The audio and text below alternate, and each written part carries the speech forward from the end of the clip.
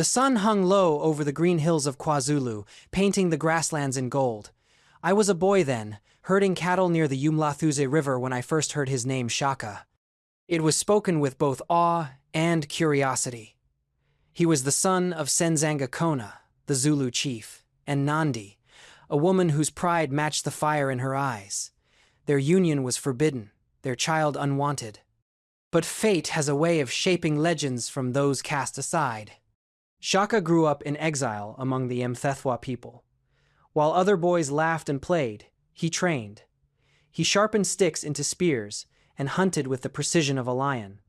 There was something in him, a hunger that could not be quenched. When he joined Chief Dingiswayo's army, that hunger became purpose. I remember the first time I saw him on the battlefield. He moved like a storm, silent at first, then devastating. He carried not the long throwing spear we had always used, but a short stabbing spear, the ikla. "This," he said, "is the weapon of warriors who do not run." And from that day, none of us ran. Under his command, the Zulu way of war changed. He formed us into disciplined regiments, each with its own name, colors, and songs.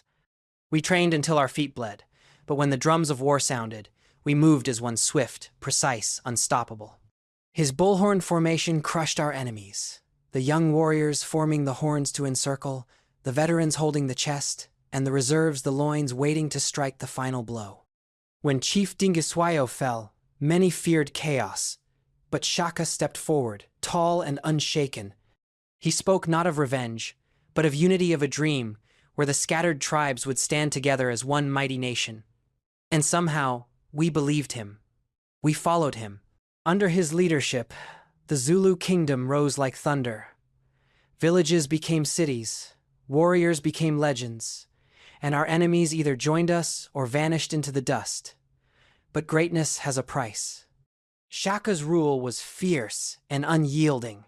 He demanded loyalty without question, discipline without mercy. Some said his heart had hardened like stone, especially after his mother, Nandi, passed away. His grief shook the kingdom, and for a time, even the warriors trembled. Yet through it all, his name grew whispered across mountains, feared across rivers. Shaka Senzanga Kona, the Lion of the Zulu, the man who built an empire from the ashes of scattered tribes. I am old now, my hair white as the mist that drifts across the valleys at dawn. But I still remember the sound of his voice, calm, commanding, and filled with vision. Shaka was more than a king. He was a force of nature. He rose from rejection to rule with the strength of 1,000 men. And though years have passed and kingdoms have fallen, when the wind howls across the plains of KwaZulu, it still carries his name. Shaka, the warrior, the leader, the legend.